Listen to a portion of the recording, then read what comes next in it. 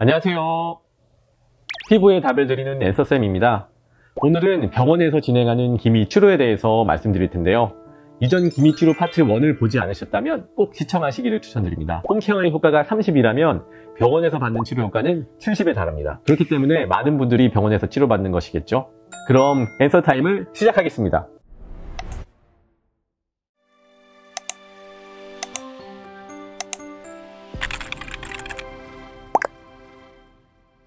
먼저 치료의 타겟이 되는 색소가 어디 있는지 살펴보겠습니다. 기미에서 피부의 색소인 멜라닌은 주로 각질 형성 세포에 분포되어 있습니다. 심한 기미의 경우에는 멜라닌이 진피까지 내려옵니다. 정상적으로는 진피 내부에는 멜라닌이 존재하지 않는데요. 표피와 진피의 경계인 기저막이 손상되면서 색소 세포가 만들던 멜라닌이 진피 아래로 떨어져 나오게 됩니다. 이를 청소하는 세포들에 문제가 생기면 난치성 기미가 발생합니다. 이처럼 진피 내 환경에 문제가 생긴 경우에는 색소 레이저를 적절하게 하더라도 치료 효과가 저하될 수 있는데요. 따라서 진피 내 색소가 있는 난치성 기미는 진피 환경의 개선이 필요합니다. 첫 번째, 레이저 토닝입니다. 토닝은 적절한 강도로 1주에서 2주 간격으로 반복해서 색소를 파괴하는 레이저의 시술 테크닉 중에 하나입니다. 레이저가 너무 강하게 들어가면 멜라닌 세포들이 죽어버립니다. 해당 부위의 피부는 하얗게 변해버리고 얼룩덜룩하게 돼버립니다. 그러한 저색소반이 생기지 않더라도 기미라는 애는 반항적인 성격을 가지고 있어서 오히려 반발성으로 진해질 수도 있으므로 피부 반응을 잘 관찰하면서 레이저 토닝을 해야 합니다.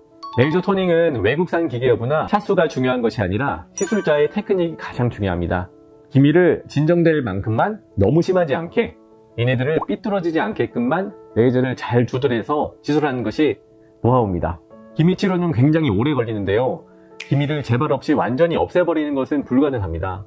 그래서 살살 달래가면서 서서히 옅어지게 하는 것을 목표로 치료를 하고 있습니다. 저는 현재는 모든 토닝 프로그램의 나노초 레이저와 피코초 레이저를 함께 사용하고 있습니다. 피코 레이저는 같은 강도로 시술을 하더라도 순간 최대 에너지가 나노 레이저보다 8배 이상 높아서 색소를 세밀하게 파괴하는 데 유리하고요. 반면 나노 레이저는 열 에너지를 가하기 좋아서 색소가 서서히 흡수되는 것에 도움을 줍니다. 토닝 시술은 피부의 수분을 증발시키기 때문에 치료 후에는 보습에 더욱 신경 쓰셔야 합니다. 저는 일반적으로 2주 간격으로 토닝 레이저를 시술하는데요.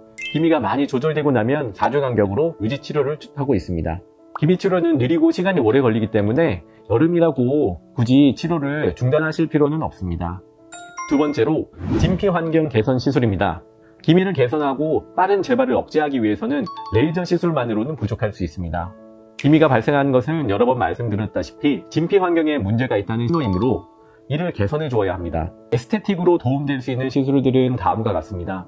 항산화 성분의 비타민을 피부에 침투시키는 미백 관리나 이온자임 관리, 항산화 수소수를 이용한 수소 토닝, 피부 장벽을 회복시키는 LDM 관리 등이 있습니다. 다른 시술로는 피부에 열을 가하는 제네시스 테크닉을 이용한 레이저가 있고, 진피 내에 늘어난 혈관을 억제하기 위해서 혈관 레이저를 사용할 수도 있습니다. 또한 진피 내에 노화된 섬유 아세포들의 재생을 유도하고 기저막을 회복하기 위해서 시크릿, 포텐자, 실펌과 같은 미세 반응 고주파 시술을 할 수도 있습니다. 또한 항산화 효과와 함께 피부 장벽 회복을 위해서 리쥬란, 리제만과 같은 DNA 성분이 포함된 재생 물광 주사나 다른 일반 물광 주사, 그리고 주베룩, 올리데마 등과 같은 콜라겐 스티뮬레이터 주사도 도움이 됩니다. 제네시스 레이저는 통증이 별로 없고 색소 레이저와 같이 병합하여 초기 회차에 많이 하는 편입니다.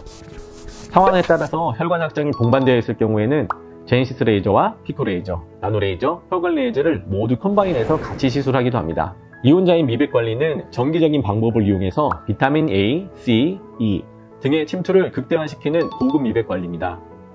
색소 치료와 병합해서 할 수 있는 중요한 항산화 관리 중에 하나입니다.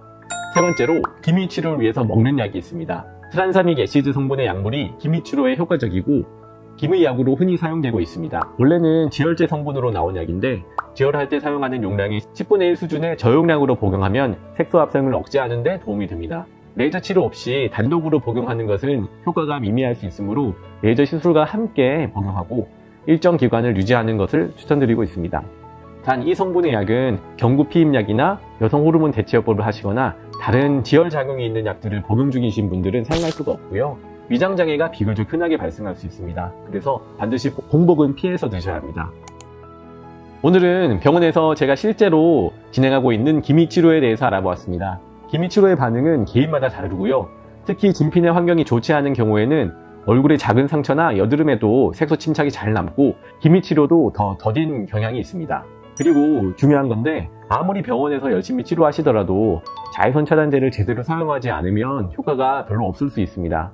날이 흐리다고 해서 자외선 차단제 바르는 것을 소홀히 하시면 절대 안 되십니다. 자외선은 구름을 통과하고 흐린 날에도 피부가 더 손상될 수 있는 점을 반드시 기억해 주세요. 그럼 오늘의 앤서 타임은 여기까지. 구독, 좋아요, 알림 설정, 앤서.